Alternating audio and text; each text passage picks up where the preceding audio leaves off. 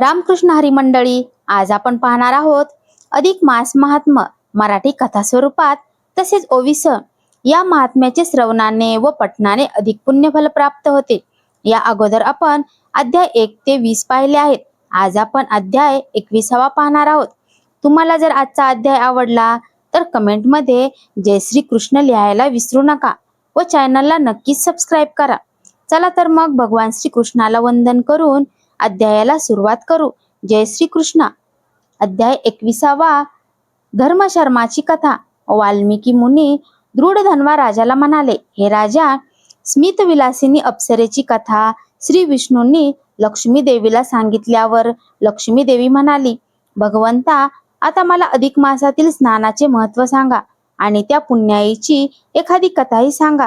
त्यावर विष्णू म्हणाले, प्रिये, या पुरुषोत्तम महिन्यातील स्नानाचे पुण्य अगदीच मोठे आहे।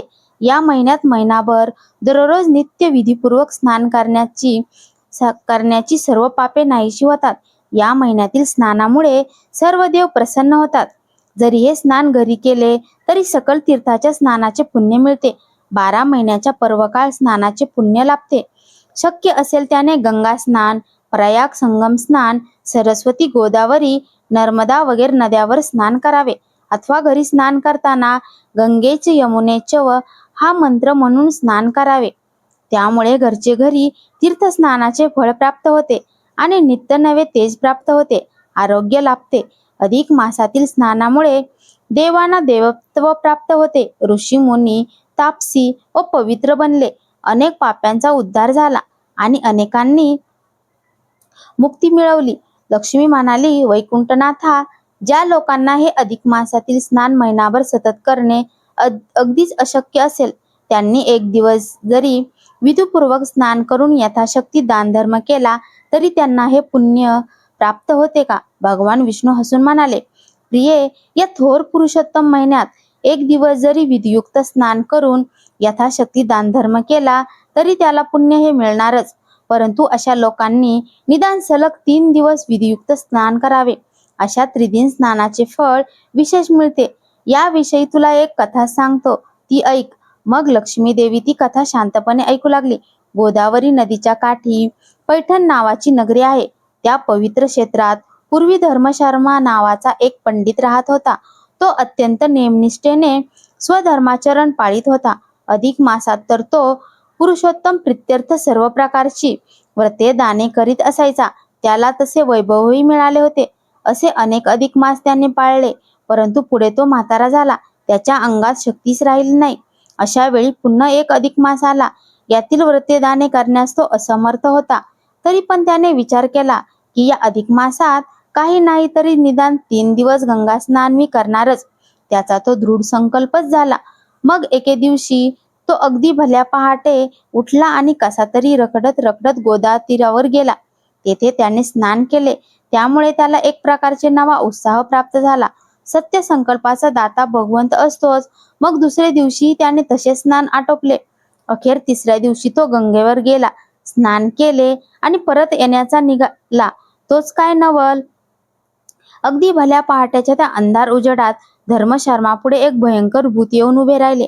इंगळासारखे लाल लाल विचित्र असे डोळे, अचकटत विचकटत दात, दाढा, केस पिंजारलेले, शरीराचा तो हाडांचा सापळा, किंकाळ्यांचे ते आवाज, बापरे, अशी ती विचित्र भयंकर आकृती पाहून तो धर्मशर्मा जागेवरच आ करून उभा राहिला।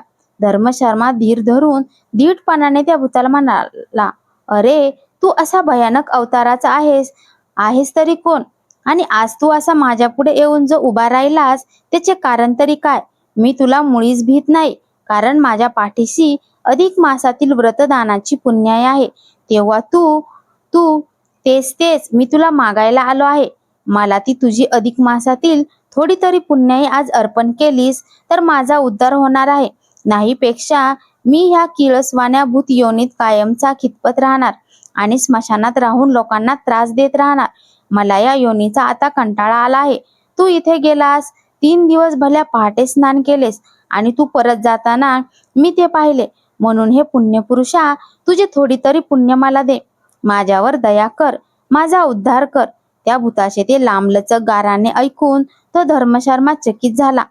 तरी सुद्धा त्याने त्या भूताला पुन्हा विचारले, बाबा रे, तुला ही अशी भूतप्रेत योनी का बरे मिळाली? तू पूर्वी कोण होतास? आणि ते मी तुला आता सांगून उपयोग काय? मी पूर्वजन्मी अत्यंत वाईट माणूस होतो. नाही नाही, ती पापे मी केली. शेवटी मरणानंतर अनेक यमयातना भोगल्या.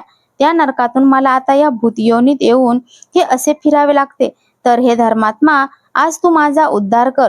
तुझे थोडे तरी पुण्य मला दान कर.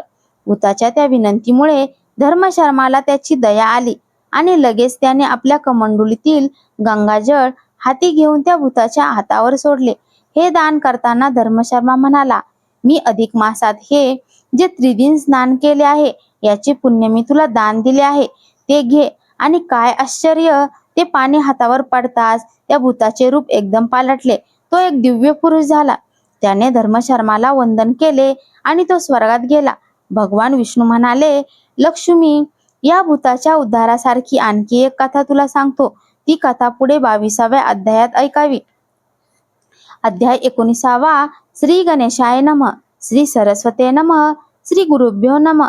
जय जयाजी सद्गुरु उदारा, करुणार्णवा कृपासागरा. तुझविन मज आसरा, नसे दुसरा कृपाळुवा. कृपा कटाक्षे निरखावे, भक्तजन प्रति पाळावे. अर्भका परिपुरवावे, लळे माझे स्वामिया. जी जी आळ घेतसे बाळक, ते ते पिता पूर्वित देख. तेवी मी रंकानुरंक, घ्यावी भाक महाराजा. ऐका श्रोते जन चतुर, मलमास महिमा परिकर. जो ऐकता भवदुस्तर, निरसे साचार अनायासे. सायासन करिता अनायास, सापडे निधीचा सारांश. केवढी देऊनी सापडे परिस, केवी अवेरावा चतुरे. तैसेची हे मलमास महात्मा जाण, लक्ष्मी नारायण संवाद पूर्ण. अगात येतीचे पुण्यचरण, करा साधन एवढे. लक्ष्मी वदेजी कृपावंता, मागे निवेदिली जे कथा. जे आकर्णिली श्रवण पंथा, परिसंशय तत्वता निरसीजे. ब्राह्मण सेवा केली याचे फळ, अथवा दान केली या पुष्कळ. याचे कवन असे हो फळ, करिता सकळ कवन झाले. हे सविस्तर निवेदावे, कृपाळुत्वे परिसावे. जेवी बाळका लागी स्वभावे, मुखी घाली कवळाते. ऐकून लक्ष्मी वाणी, बोलता झाला शारंग पाणी. म्हणे ऐक हो चतुर्भामिनी, परोपकारी बोल तुझे. विष्णू रुवाच शृणु सुंदरी, वक्षयामी द्विजसेवा महोदय. इतिहास महापुण्य, दुःख दारिद्र्य नाशन. ऐके हो सागर नयने, द्विजसेवा पुण्य महोदय. जे आचरलिया पापक्षय, तात्काळ होय शुभानने. विराट देशाची ये ठाई, एक आश्चर्य वर्तले पाही. ते परिसवी सर्वही, श्रवण करी एक भावे. हे सकळ श्रवण केली याचे फळ, दुःख नासुनी जाय सकळ. तरी देशी एक नगर विशाळ, माहुर नाम तयाचे. तेथील जन समस्त पाही, ते परिसऊ सर्वही, श्रवण करी एक भावे. हे सकळ श्रवण केली याचे फळ, दुःख नासुनी जाय सकळ. तरी देशी एक नगर विशाळ, माहुर नाम तयाचे. तेथील जन समस्त पाही, स्वधर्माचारी सर्वही. धनवान पुत्र कलत्र पाही, व्याधी नाही तिळभरी. दुःख दारिद्र्य रोग चिंता, नसे कोठे तयासी वार्ता. रिक्त हस्तेन दौडिती अतिथा, कथा वार्ता घरोघरी. तेथील देवी परमदारुण, रेणुका तिथे नामाधिधान. परशुराम जननी पूर्ण, ख्याती जाण त्रिभुवनी.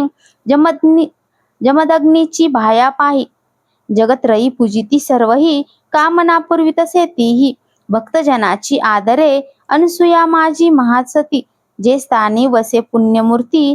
जियेची कीर्ती वाखनिती, पुराणे गाती अद्भुत. तेथे वसती ऋषी समुदाय, जे पापा वेगळी महानुभव. केवळ अपर सूर्य पाहो, वसती ठाई सकळी. तव तेथील शूद्र असे एक, साधू परम भावार्थी निष्कपट देख. धनवान परम धार्मिक, विप्रसेवनी देख साधुरू. प्रतिदिनी विप्रसेवा करी, भावार्थे तयाचे चरण चुरी. पाद प्रक्षाळ नाते उष्णवारी, स्वकरे आणून ठेवित. स्वकरे चर्ची चंदनाते, अंग मर्ती तसे भावार्थे. पुष्पमाला गुंफोनी, सुवास युक्त घालितसे. शय्यावस्त्रे अलंकार, देऊन तोवी धरामर. कोणी आलिया दारासमोर, रिक्त हस्ते दौडीना. आवडे तया तेची भोजन, षडधृता सहित अन्न. इच्छित पदार्थ पूर्वी आणून, परी कदा उद्विग्न नो हेची. अथित आलिया द्वारी, श्वान परी गुरगुरी भार्याही वर्णे तयाची परी.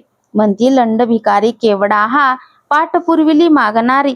उसंत नाही क्षणभरी नित्यानित्य कोठून वारी. घालावी साचार तया ते ऐसा तो नसेची शूद्र राहो.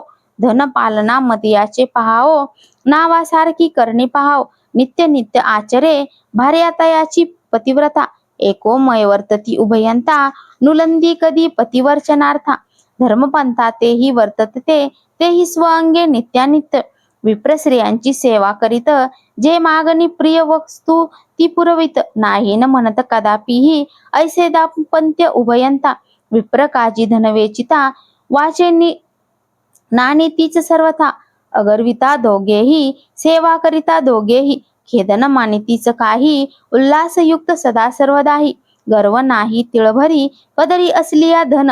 जो आगर्वित सुख संपन्न तो ईश्वरी अंश जाण म्हणती सज्ञान विवेकी. विद्या असोन विनयता धन असुनी लीनता. शक्ती असुनी गर्वरहितता तो ईश्वरी अंश जाणीजे. धन कीर्ती वैचिले धर्म कार्या हे स्मरणाची नाही तया. सदा करी शास्त्र चर्चा तो ईश्वरी अंश जाणीजे.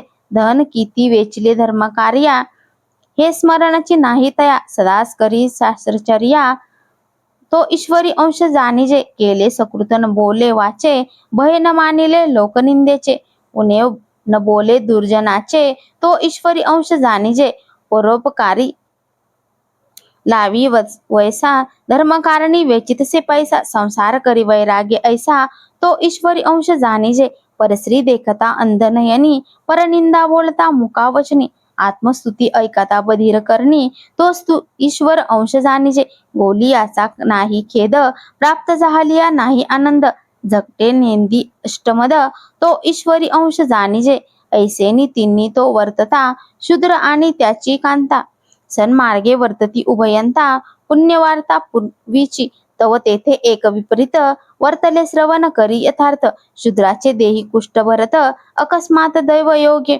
रक्तपू गळे रात्रंदिवस उदास झाले मानस. मने आचरता स्वधर्मास केवी नाश शरीरी. आता विप्रसेवा कैची मज क्षीणता प्राप्त झाली सहज. जगी झालं थोर काज कवन काज बांचलिया. नेनो कवन पापाचा ठेवा आता मरण देगा देवा. ऐसा उदास झाला जीवा परी आयुष्य ठेवा सरेना. कैची सेवा तया विप्राची व्यथा अधिकादित्याची. तव भार्या सकुन तयाची सत्यसाची पतिव्रता. एकदा प्रार्थी भ्रतारास म्हणे स्वामी व्यथा दिवसेंदिवस अधिक झाली तेने मानस. खेद रूप जाण सर्वदा तरी आता प्राप्त झाला मलमास. समग्र जाती तीर्थस्नानास तुम्ही तो चित्ती उदास. सोडा आस प्रपंचाची धन्यतेची पतिव्रता. उपदेशितसे ती भारता. लावी मोक्षची या पंथा देह अवस्था जाणवणे. नाही तरी इतर ज्या कांता रडती आपुल्या सुखस्वार्था. म्हणती तुम्ही मेलिया सर्वथा आमची अवस्था केवी होय. लेकरे बाळे धाकुटी सकळ कोण करेल यांचा प्रतिपाळ. अहो देवा ओखटी वेळ फुटके कपाळ आमुचे. ऐसे म्हणून सकळ रडती परितयाची न जाणती गती. जिता द्रव्या नाश करती मेल्या रडती सुखस्वार्था.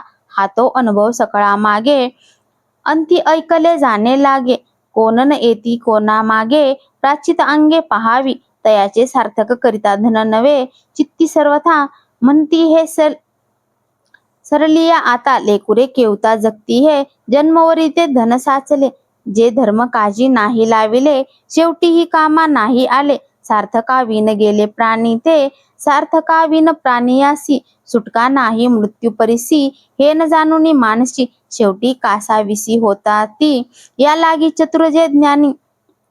सार्थकी विन जैन घालावे कोणी एका चक्रपाणी वाचुनी. सोडवित नसे सर्वथा म्हणाल द्रव्यानिध सार्थक न घडे.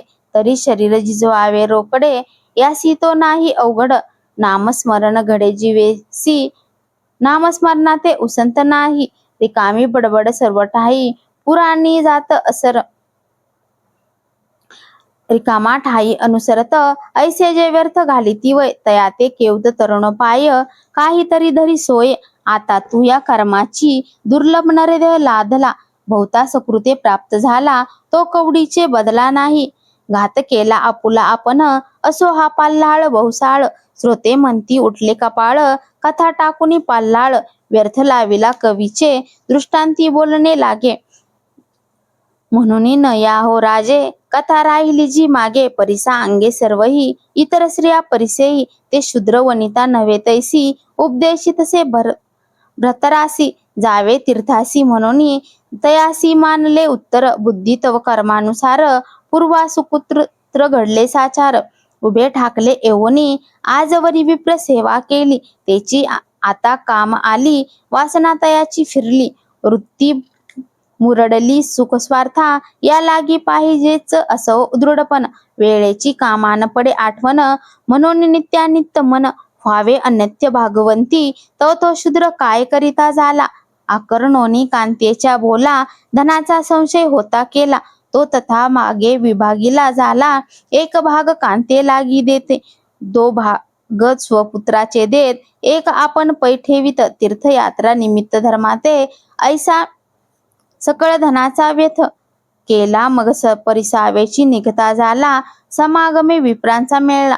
सर्वे चालीला अपार, मार्गी जाता सकळांचा. सेवका हाती समाचार, त्यांचा घेतसे पदार्था निसाचा. करी स्वधनाचा व्यर्थ पै, ऐसे करिता तयाचे. प्राप्त झाले गौतमी ते, वास्तव केले तेथे. मांस पर्यंत ते ठाई, तो पुरुषोत्तम मास. सकळ जाणून जनजाती स्नानास, आपणही उठत बैसत जातसे. सर्वा मागे स्नानासी, आधीच गौतमी पतिव्रता. वरी मलमास प्राप्त होता, ते पुण्य न भूतो न भविष्यता.